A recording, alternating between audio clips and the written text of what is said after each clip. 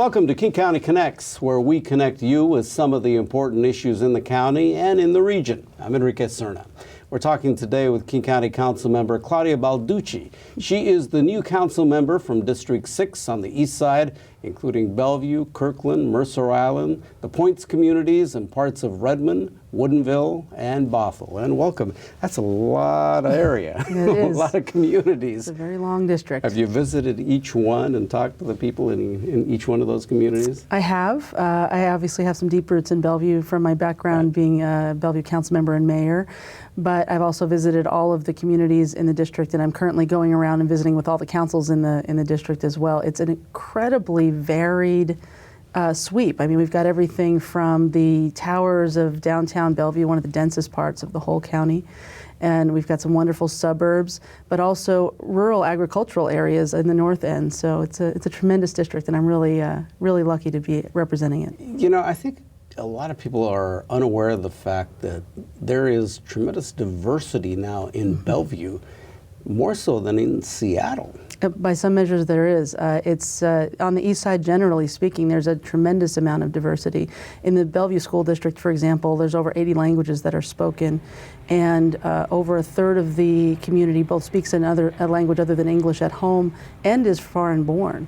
So we just have seen this tremendous explosion of change in our people on the east side. And is that attributable to the tech industry that has come in and people that have come from other countries to work here? That's certainly part of it. Some of the larger businesses on the east side do recruit from overseas because they haven't been able to fill many of their positions for locally. But it's also just a magnet for people from all over because it's got such a great quality of life. Excellent schools, nice neighborhoods, safe communities. If there was anything that people could fix, it would probably be the transportation network. But so I'm sure we'll talk about that. Yeah. But you know, all things considered, it's a wonderful place to settle and raise a family. The transition from from the Bellevue City Council and being mayor to then coming on to the county council, has it been relatively smooth? What's it been like? Well, it's really interesting for me. I, as I think you know, have worked for King County for almost 17 years prior to running to be on the King County Council. So I'm not entirely new to the county. I've worked here in a number of different roles. Let's talk about that a little bit. Tell me the roles that you've had. Well, I started out as a labor analyst, basically sort of entry-level position, and I worked with a lot of the public safety departments, helped them with their labor relations, and I worked my way up and eventually became the jail director. So I served as jail director for 3 years, and then in the budget office for a while, working on law and justice strategy before I ran for office. So it's not new to me. I'm very comfortable here. I feel like coming home. You know what it's all about. Yeah. And the background you have is in law, so you are aware of many of the legal issues that the county faces. You also were running the jail at a time that it was under some scrutiny. Correct. From the Department of Justice. That had to be a tough period. Well, I came in as a project manager for that project specifically. So I was asked to negotiate the final settlement agreement between the U.S. Department of Justice and the jail system.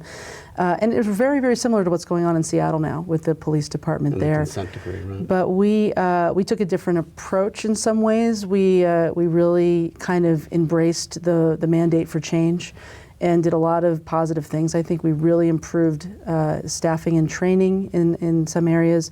We changed how we did uses of force, which I know is a really important thing for people. We did away with certain force tactics that were not very productive and could be harmful. And we really improved our medical care and our suicide prevention, and we did a lot of things that I'm proud of today.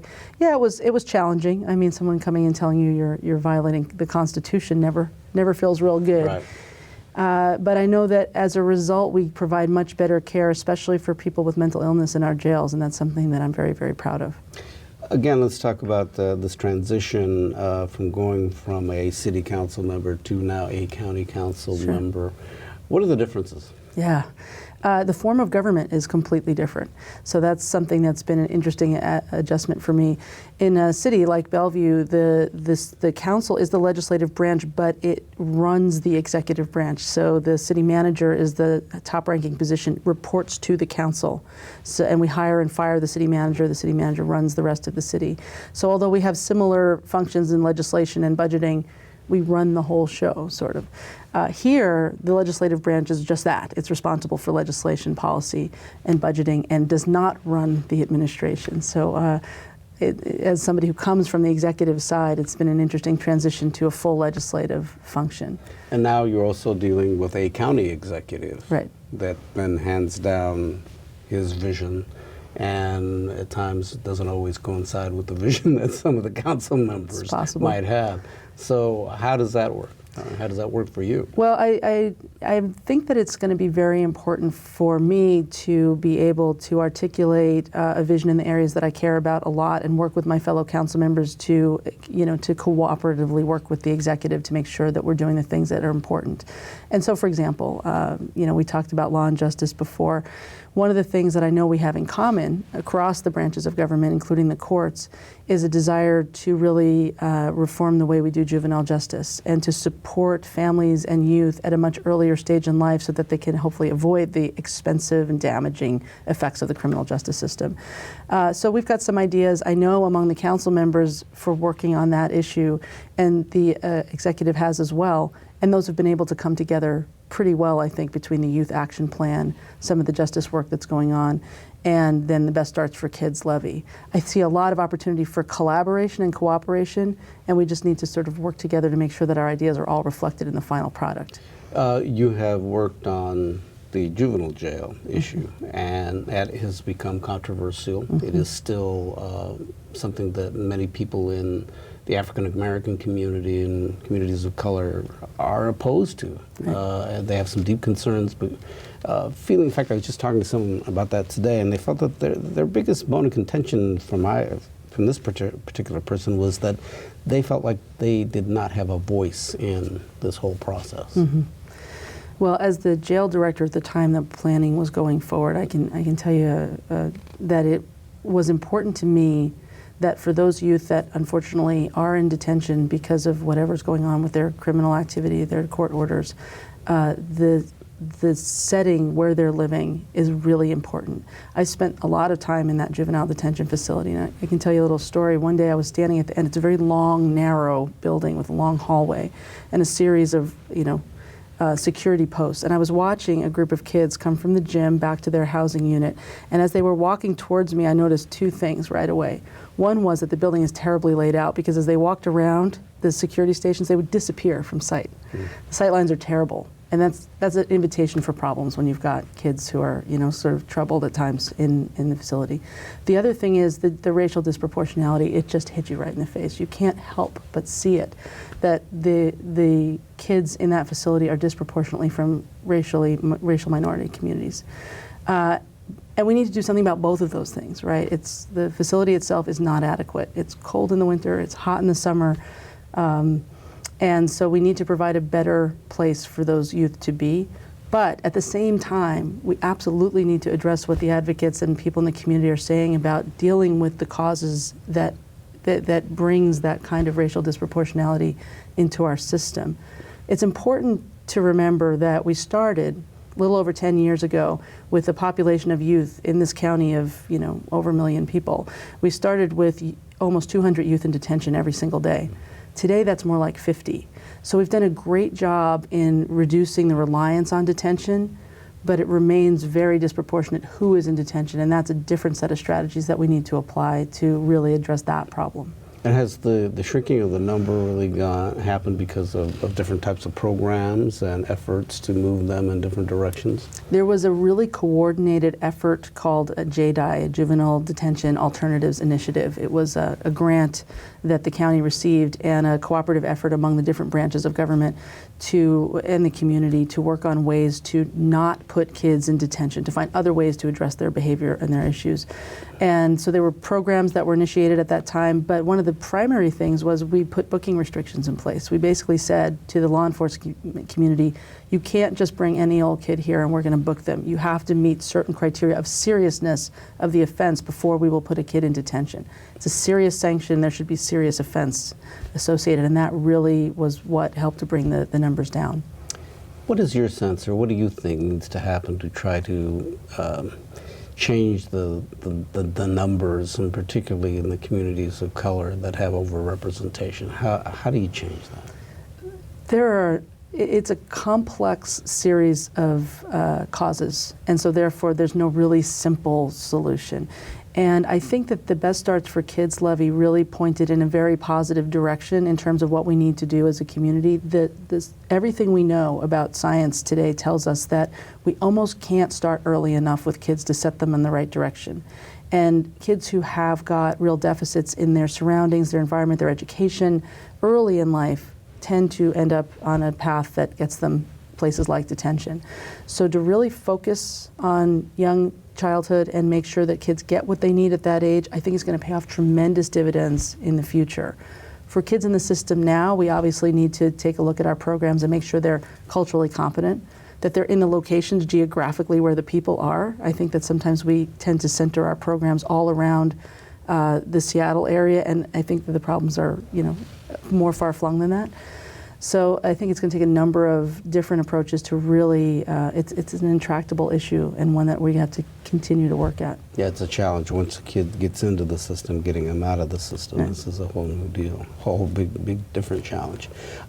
Let's talk about one of the bigger pressing issues here in the county today. And not just, it is in Seattle, it is in Bellevue, it seems to be growing everywhere, and that is homelessness. Mm-hmm. I know that the executive has just announced an effort to try to provide more housing and other efforts to try to deal with the issue. Why do you think homelessness here has just gone through the roof? It's going to be sort of a theme here, but there's a number of causes that you see. People talk about the cost of housing, and we know during the recession in 2008, 2009, a lot of folks who never dreamed that they would end up being unable to have a roof over their heads ended up in that situation. There's drug use and drug addiction that has been skyrocketing due to some of the opiate availability that we see from the medical community, and then that turns into heroin use in a lot of cases. We see that is on the rise as well. Mental illness and the failure of our mental health system to really support people with mental illness. You see a very significant percentage of people in homelessness and in the jails, by the way, with serious mental illness. So I think the solution ends up being about more than just putting a roof over people's heads. Absolutely, that's a first step, but we also need to make sure that we have services and that they're the right kind of services for people, or else they'll just fall back into homelessness again. What is the one thing that you want to work on the most as far as in your role as mm-hmm. as a council member in Position 6? The number one thing that I hear about in my district, and I think this is echoed throughout the county, is transportation. I think that when government's really doing the things that we need to do and doing it well, people can afford to not worry about us. They get where they need to go, they get the things they need to do, clean water comes out the tap when they turn it on, all those things, they work. Well, we hear about transportation all the time because it's not working for people right now. And so I've worked for a long time, since I've been on the Bellevue Council and now on providing alternatives for people so that they can get where they need to go. And that is a work that I want to carry on absolutely in my role as a county council member. Is it about money? Is it about the system itself and how it's working? We neglected as a region and as a state, frankly, some investments in our transportation system in the past in ways that we are now paying for today. And many years ago. Yes, many years ago. And so, sometimes people talk about what's needed. Is it roads? Is it transit? And it's sort of all of these things, right? We need to make sure our roads are adequate to handle the traffic that's going to be on them and the transit that's going to be on them. Bus service, we know we have crushed loads and people who really want to ride transit, and there's not enough of that. And then, of course, there's just sort of access to transit. Can people get there? Can they get there from their homes? Do they have a place to put their car if they have to drive to a park and ride? Can they walk? Can they bike? Can they take a bus to get into the transit system? One of the things I've worked on very passionately over the last several years is building light rail to the east side. helping to expand that spine system. That's going to be a major quality of life improvement for people who can ride it. And then hopefully we can take those bus investments that now will be served better by light rail and move them out further so we can help people get into the light rail system and just serve more and more people that way. We have transportation and talking about buses, talking about light rail, but we also have an infrastructure issue in our roads and our bridges and how we deal with all of that, and with more and more volume as more people come here. How do we deal with that? Well, we've made some big strides, right? Just last year, the state passed, the State House after many years, and the State Senate after many years of work, passed a package to pay for expansion, improvements, and maintenance on our major road systems. That's a big step. It used to be that we would do that every few years in order to maintain the roads we have, in order to continue to expand where that's needed as well for the tremendous growth that we see in the region.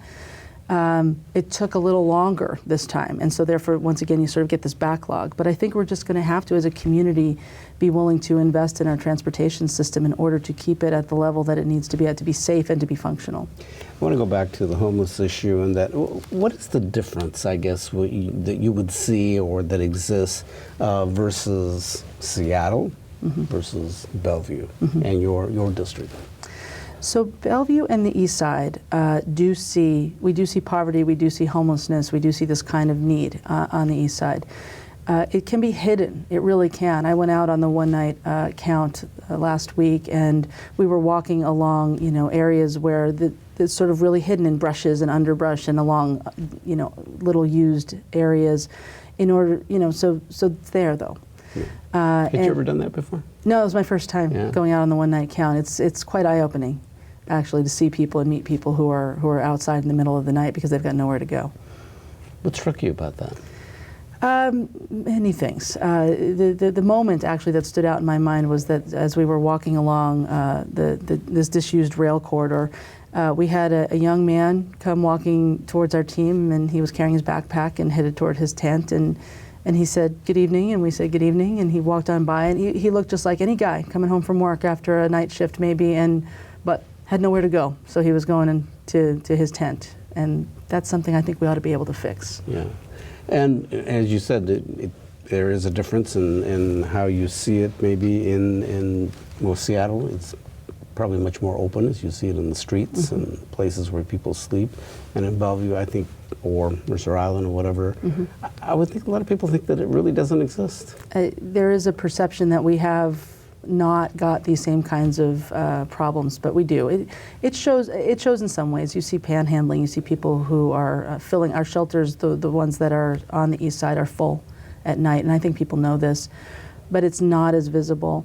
And because it's not as visible, I think we sometimes don't have as many services as we maybe should. So there's a temporary shelter for men on the East Side, there's some women's shelters, and there's a youth shelter. But the men's shelter is the largest one, and it hasn't had a permanent home. It moves from year to year.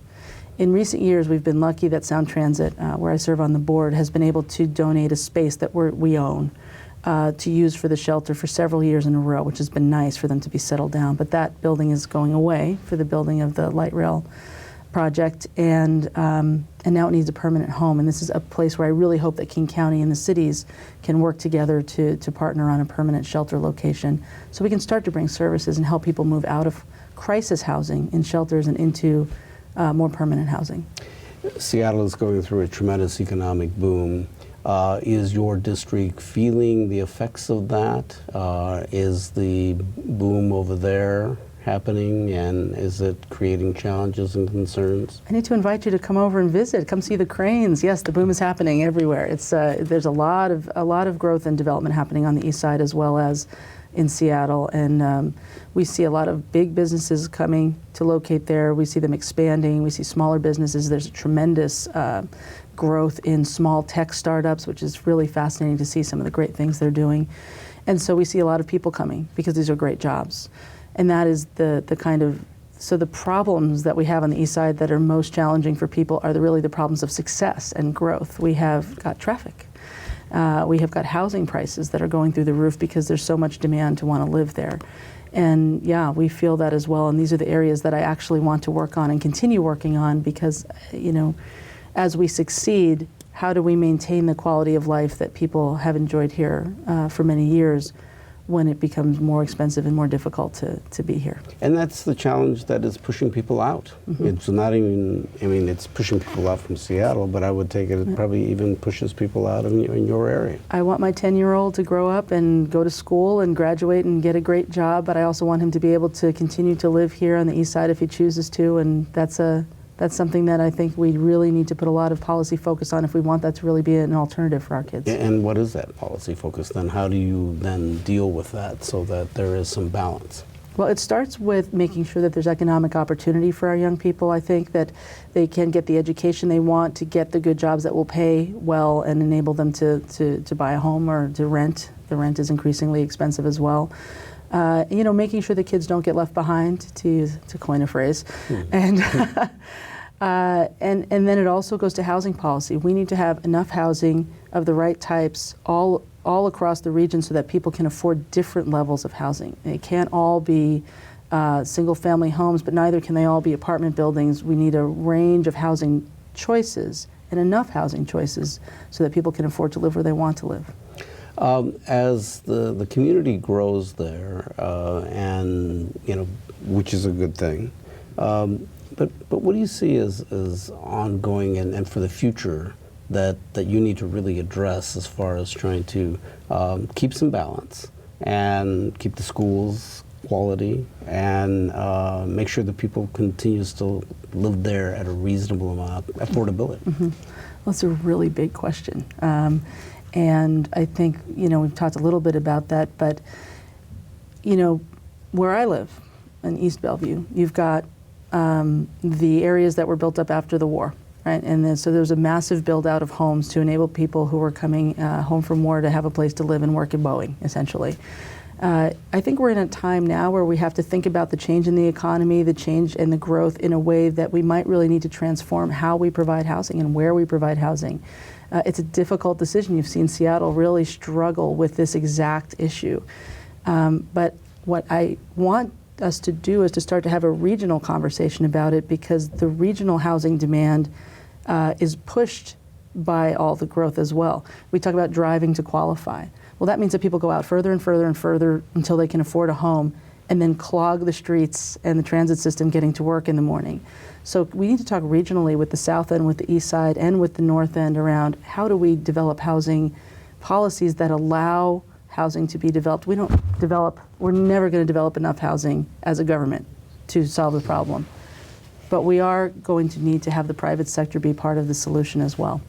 And what do you ask of them then? I mean, that always seems to be That's the challenge. A difficult issue because they feel put upon, too many regulations. I think that we need to talk about how we allow enough housing to be developed, and then that there's an affordable housing component, but also if you allow the different range of housings to meet demand, smaller homes, more multifamily, in addition to the single family homes, then you have a better selection that people can maybe afford. What do you think you can do as a Key County Council member that you couldn't do as a Bellevue City Council member? You know, one of the most important things when we talk about these sorts of issues is the convening role. I'm pleased to be chairing the Regional Transit Committee this year, and the idea of bringing the cities together to talk to each other and the county, because we don't have authority to tell cities how to zone. We don't have authority to tell cities where to put their local roads. We don't have authority to tell the state how to build out their highways. We have our piece, which is, you know, the bus system and some of the bigger regional land use policies, but we need to all work together because we're all in it together. And I think the most important thing I can do here, that was harder as a council member from Bellevue, is to bring together regional parties to work on solutions together, because honestly, I think that's where the answer lies. In the short time that you have been on the council, I mean, what have you been able to do? Have you felt like you have been able to offer any legislation yet? Are you still kind of learning how you can do all that? So I think that one of the things that I've been able to do that I'm very proud of, so we've got this project that the county's been working on for a while, called the East Side Rail Corridor. It's a 40-mile former rail bed owned by BNSF that was brought into public ownership. It's going to be a tremendous asset to the region. It preserves a potential transportation corridor for the future while also providing an opportunity for a major regional trail that people are just going to absolutely love to be able to use. It will provide access to transit. It will provide recreational opportunities and possibly business development along the corridor as well. And I think I've been able to really bring some enthusiasm for that project and some energy to move it forward. You know, sort of bringing some of my contacts from the east side, and I know the tremendous energy they've put into that project in Kirkland and Redmond. Bellevue was just sort of starting to get engaged with that, and now here as a council member, I can really help to move it forward. And I think I've helped to sort of start to do that already. All right. Well, the work has just begun. It has. And so good luck with all of that. Thank you very much. You have a lot to do. Yes. All right. Well, thanks for joining us today. We really appreciate it. And good luck in your new position in King County Council, position number 6, District 6. Let's say that, Claudia Balducci. And please visit us online at kingcounty.gov, KCTV. We'll see you next time. I'm Enrique Cerna.